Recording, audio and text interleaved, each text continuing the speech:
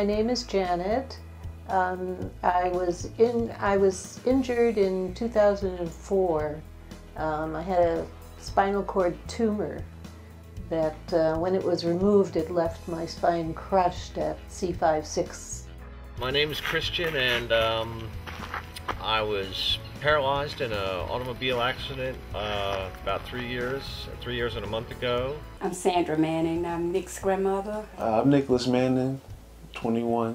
In 2010, my car hydroplaned and I hit a tree head on. I broke my neck, the C5 through C7, and which left me quadriplegic. I'm David Askew, age 56. Injured 2/24/2010. I'm a T12 incomplete.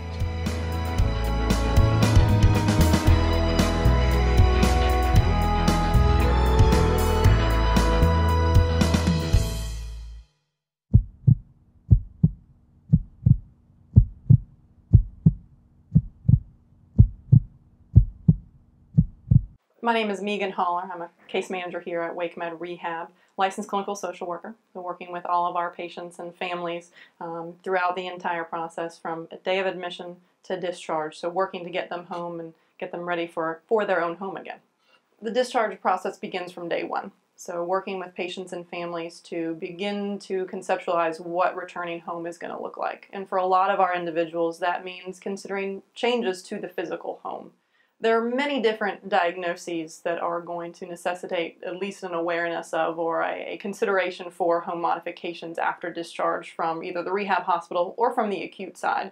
Everything from the traumatic events resulting in new spinal cord injuries, strokes, orthopedic conditions, fractures, definitely weight-bearing status. We have a lot of individuals that are not able to walk initially because of weight-bearing precautions to lower extremities. So even in those conditions, typically very temporary conditions, we have to consider some of the modifications that might need to be made for the person to be able to access their home.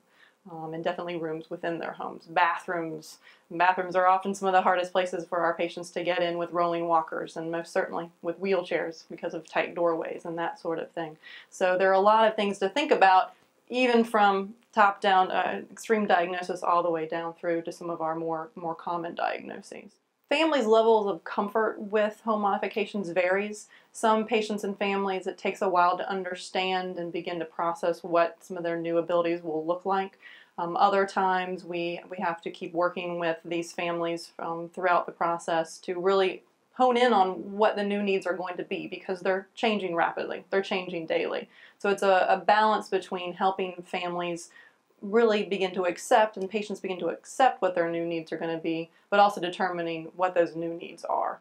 So our job here in rehab is to point them in the right direction, to offer guidance and support and community resources so that they can discover new ways of modifying their home so that they can be independent again and not be concerned about returning to that environment as a capable and able individual. So the home is an area where, given new deficits, new needs, we can help individuals find new ways of being independent again. I think the sooner you start planning your home modifications, the better off you'll be. Not everything is going to be a store-bought solution either. Some things you're just going to have to wing it as best you can. Also start working on getting mileage done, because you don't want to come home to a halfway completed house or not have certain things that you may need. When I first heard about the home modification, I don't guess I really did accept them because I didn't realize how important they were at the time. But once we came and kind of did a walkthrough, and I started realizing how much of a difference in my life it would make so that I could continue to live my life independent like before. Here at WakeMed Rehab, when we do have a complicated case or a complicated diagnosis, and we feel that there might be a lot of things in the home that we really want to consider and make sure that the person's going to have safe access to, then our therapists are able to often offer a home evaluation where a PT and or an OT, along with one of our therapeutic recreation specialists, can go out to the home, ideally taking the patient with them to explore what those recommendations might be and to begin to help coach the family through some of their options. And there again, I can't emphasize enough, having someone to come to your house with you and go over stuff that knows about modifications, to go over the different aspects of that to help you draw out a plan. Because most of your contractors, like I said, they know how to do work, but they don't actually understand the needs of a person with a handicap. One of the big pieces for a lot of our patients and families to understand is we want to begin with smaller modifications first. What is it going to take for you to get to your home right now? That may change and look different over the first few days, weeks, or months that you're back at home. So we want to potentially avoid or encourage families to take steps to get to those longer term modifications. We don't need to jump in and tear down walls and make some of the more massive renovations first. We can start with the smaller pieces and build up. Because the modifications that you perceive yourself needing in the beginning are overwhelming. You're going to say, oh, I got to have a handicap van. Oh, I got to have a lift to get in up off the deck and into the house. And it's going to go on, and it will be overwhelming, but you will also realize that you really don't need all those things necessarily. I thought for sure I would need a van right away. But after getting in and out of automobiles for a while, I figured, well, we'll just stick with that till we can't get in and out of automobiles, and then we'll get a van. A lot of people can't fix everything or alter everything that they need, but you have to make sure that you are able to function safely in your environment. I think that a lot of our patients with new needs are concerned about returning to the home and being trapped, being isolated, being landlocked of sorts in their own home, and to allow them the resources and the materials to be able to not only access their own home freely and safely, it's going to give them the confidence to leave their home and return to the community, to raise their spirits and to keep interacting in ways that they have been before this accident or event occurred. Coming back home was a little weird because I'm used to, like I said, being upstairs and being able to get to the kitchen, the shower, and all that stuff. So I had to get used to being in my room down here and getting bed baths. Was I confident about returning home? No. I was apprehensive about returning home because I did not have any modifications in place yet. And I did not have a nurse that was going to come home with me. I came home to little old Chris in a little old home. It's going to be a little bit of a shock, just getting home and getting used to things again. I don't think you can really be ready for it. This injury sort of is something that you just have to, believe it or not, grow into and accept a little at a time and just do the best with it as possible. I was terrified of being on the 4th floor of an apartment building and not being able to get out. I had to sleep in the living room on a hospital bed.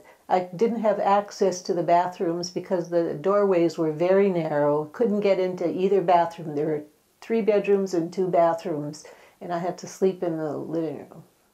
One of the common misperceptions, let's say, is that home modifications are covered by insurance. There are very few insurances that cover home modifications. So when we're talking about these modifications, we're often talking about out-of-pocket expenses. So helping to prepare the family and explore what that might look like. A lot of families turn to friends, family members, their community, definitely their church communities, to assist them with purchasing and potentially constructing these types of modifications. Ramps would definitely fall in this category. They can be expensive in nature and a big undertaking, temporary or permanent, either way. So we want to, again, start those talks early so we can help the families get ready. So when the loved one is ready to go home, the home's ready for them. Most of the home modifications done at this house were done by friends and family, and luckily I had a buddy who was a plumbing contractor. I had another friend who was very skilled with tile, and that helped out with the bathroom renovations. The walkway renovations I just did the design for and was able to supervise them myself, just because I was fortunate to have the experience in that field. If I were to give anybody else any tips on how to do this on their own, you read up on some of the simple guidelines. An inch per foot will that one number is almost like a rule of thumb for you as far as comfort of grade in a manual chair. So you need to work that into everything, and if you're not comfortable trying to make it work for yourself, get help, get a contractor, or just ask somebody. Yeah, you may be able to find resources through the hospital, or even good reputable contractors. And I would check in on it as often as possible if I wasn't building it personally, and make yourself available to slip in under the counter and make sure you fit comfortably, and show them how far you can reach, or the more you're involved with the day-to-day process, the chances are you'll have it tailored to your needs. Finance is the hardest part in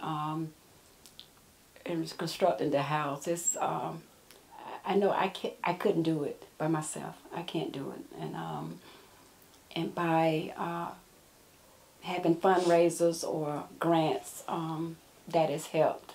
Even though it's not completed, hopefully it'll be completed, I guess, by mid-2013 or sooner, I hope.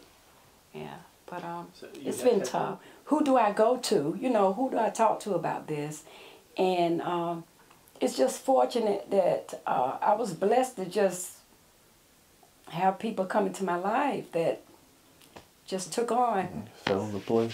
Yeah. So, and I'll be forever grateful to them. And what I do my share when I can, you know, I do. But the bigger things, oh my God, ooh, we were just blessed. We were really, really blessed. I think we definitely want patients and families to know that at any point during their hospitalization, whether it's in the acute hospital or on the rehab side of Wake Med, that they can go to their treatment team, their doctor, their nurse, their therapist, a case manager if that person has already been identified to them, to talk about these exact sorts of questions, to begin to explore what returning to their home might look like and what resources in the community are out there. We do have a number of community groups that can provide recommendations, and in some cases services to help family members prepare the home for their loved one's return. And it's just a matter of asking those questions and potentially making some contacts to see what's available to them.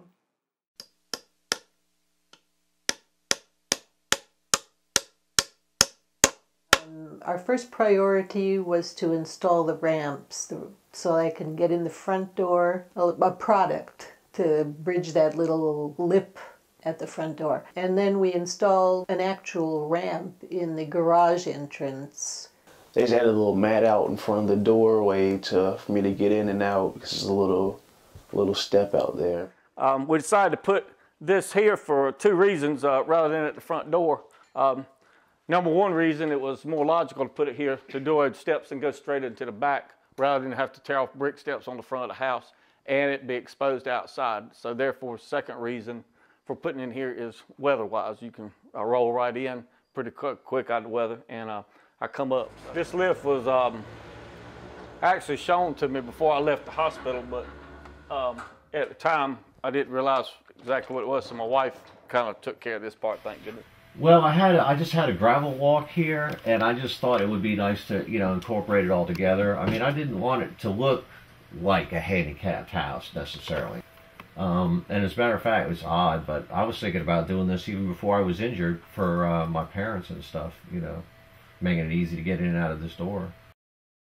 I have an aide every morning who comes in and she gets me ready for the day. She bathes me, and yeah, I think it's easier for them because the shower is an awfully handy thing to have. There's nothing like a ton of water pouring down on you to really make you feel good in the morning.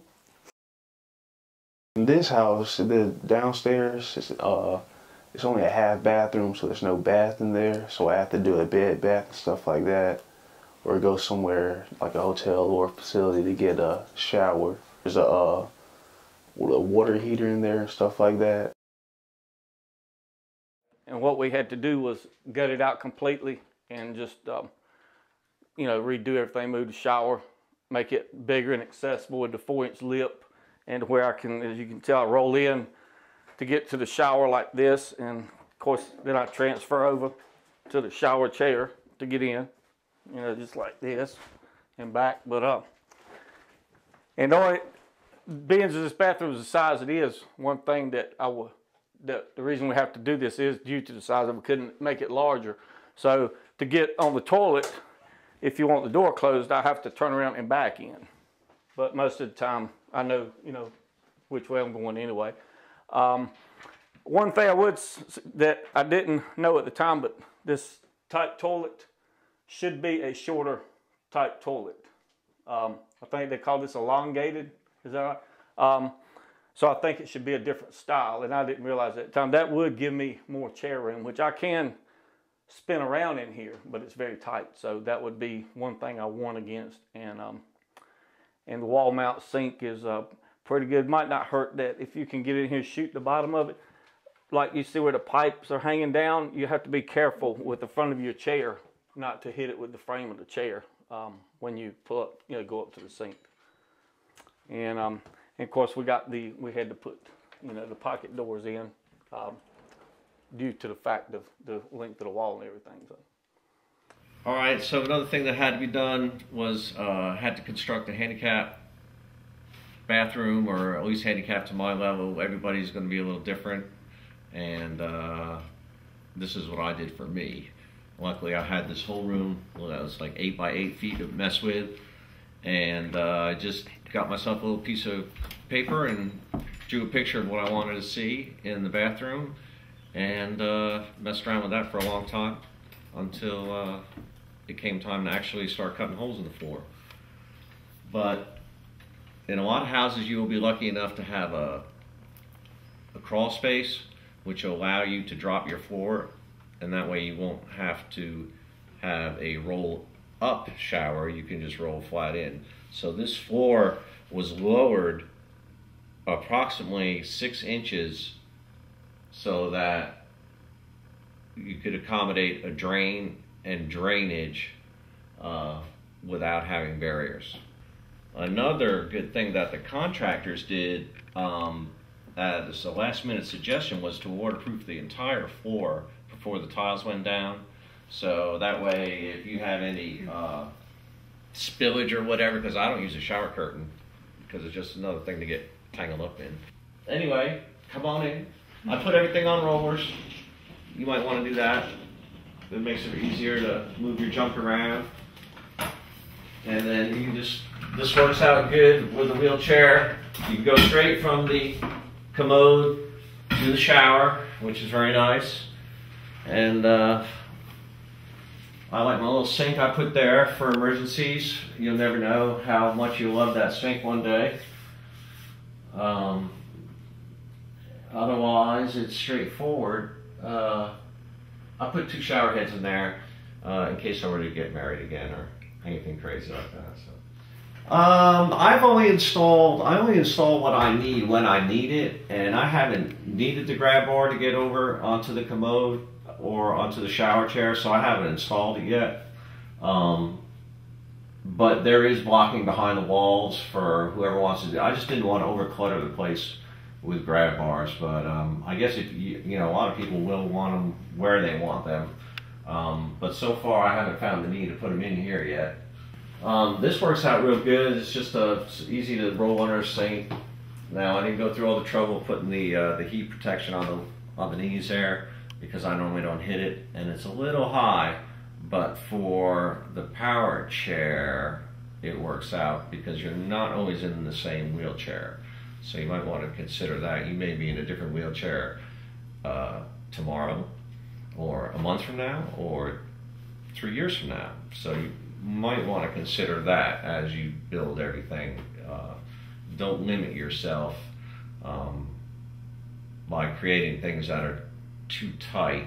Oh, one thing you might want to do is install a heater along with your fan, because you will find yourself either cold or warm natured as a result of your injury. So it's nice to have a heater and a fan, just for luxury purposes.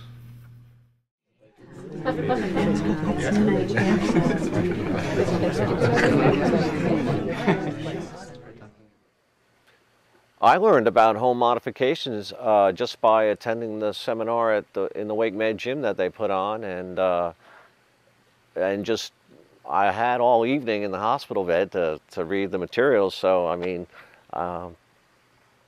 it's just a matter of reading and studying, just like any other homework assignment. I can still come down here and shoot pool. It's my, of course, they aren't all. That's not my weight bench, but I do come down here and lift some, and can access and kind of pretty much do what I used to do. Got my drum set still, my stereo, so everything's accessible. Is that I have freedom here, and I feel very safe here. It's just like the access that I have is better here than it was in the condominium. I was very restricted in the condominium. And also because in the condo, when we would have company, my bed was right in the living room. I mean, that's not really pleasant. I mean, serviceable, but not pleasant. If I could still change and add to the home, absolutely. I would do more work in the kitchen with the pull-out drawers and all that. I would love to be able to get into my basement so that I could reach my circuit breakers, provided I have a electrical issue. So I still have there's still parts of the home that are not accessible to me. And my old bedroom is no longer accessible to me, and all the older bathrooms, doorways are restrictive. So as a result, I can only use half the bathrooms in the house. It also makes it hard to keep up the other areas of the house if you can't access them. So you want to try to be able to access as much of your house as possible in due time. I thought he was going to have to go to assisted living because maybe the house wasn't feasible for him, you know, to live, accessible for him, I guess. And I remember the first day, the rehab nurse and technicians brought him home, and Mike was with him, and Mike was measuring everything, make sure he could drive in, and Nick was just reassuring him he could drive in because Nick was so happy to be home. The first thing I'm gonna do when I get to my new house is probably take a shower for a while. Sit in there for like an hour or two. I still cook all my own meals, I mean, and do my own laundry. And the first thing I did was learn to be self-sufficient and get, you know, be able to do my own laundry and all that. And that took a couple months, you know. It was all day job to do everything. Now I can do it. It doesn't take all day. But don't be afraid to move if you have to. Some people might have to move. I envisioned everything laying in the hospital saying, oh, what am I going to have to do, you know? And like I said, I got lucky with a single level house, but I knew there was going to be a lot of work to get the walkway built. I couldn't get in the minivan when I first got out of the hospital, and I would chair up to the van, I'd open the door, I'd look in there and say, oh boy, no. Then about a month later, I went and opened the door again, looked in there, said, oh, it's not so bad, let me stick my feet in here and see if I can transfer up, maybe not. But the third time I came back to it, I had enough flexibility in me to go finally reach that cheater handle up there, and all of a sudden, you never thought you could do it, but the next thing you know, you can do it. As you said, a lot of people are thinking right away, you know, I got to get some ramps to get into my house, you know, whether they're metal or wood. They immediately thinking handicap ramp, but there are other ways of getting in to a house other than using a standard wood or metal handicap ramp. It really depends on how long you want to commit yourself to the residence and how much money you want to put into it. And if you can make the handicap renovations look as natural as possible, they may not even be noticed as handicap renovations. If I had it to do all over again, yes, I would do more changes, especially in the kitchen area. Yeah, like for example, the sink and all, I'd make it a little more. I would have a lower sink possibly to where I could wash dishes without washing me, you know, because you're reaching up and down like this. That's kind of a tough question whether I could live here or not without the modifications. I guess I could have, but it wouldn't have been the life I had before. It wouldn't have been like living before. It would kind of be like going back into early times before. You know, you almost say before you had indoor plumbing and stuff like that, because if you can't, you know, one of the important things is you got 3 bathrooms in your house, you can't get in none of them. So, you know, especially if, I mean, you could get on the floor and crawl, but that's not acceptable. I mean, you know, there's too much out there now to be said about it, but you can make, as far as myself with my condition, and I could have learned to have, but I don't know, because being as I didn't have to, I don't know if it would have affected me mentally and of course physically. I don't know if it would have been, I don't know how feasible it would have been. No, I wouldn't have had the quality of life I did before. I feel like I do now with these. I feel like, you know, I pretty much still do everything I did. Maybe a little bit different, maybe a little slower, but I have accessibility and determination to do, you know, what needs to be done from day to day living, and so I feel very independent. You know, makes me feel very independent that I'm able to still do that. So, in short, I guess I would want to tell any new patients to take a day at a time, to be patient, and don't think that you can't live the life that you lived before, whether it be from a chair or off a walking device or whatever. But patience is the main thing, and just don't give up on yourself. Just keep forward. Never give up. That's what I'll tell the world. Never give up. Yeah. And there'll be days you want to give up, and just take that day off. Don't give up. Just take that day off. You're allowed a couple of days off. We do not think about paralysis anymore. It's not the #1 topic of conversation. It's a gradual transition, and eventually you just realize that you're here, you're alive, you can function, and you can have a happy life.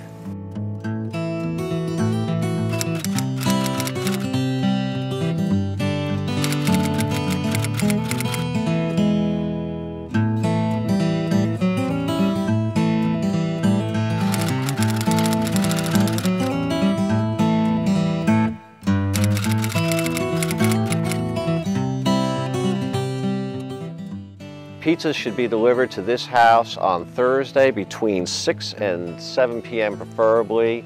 Pepperoni and cheese is fine. Oh, I'm sorry, what? No, what was the question? Okay. Go in there and pick it up and hang it up. No, yeah. Just pick it up and hang it up. It's right down your left behind that door.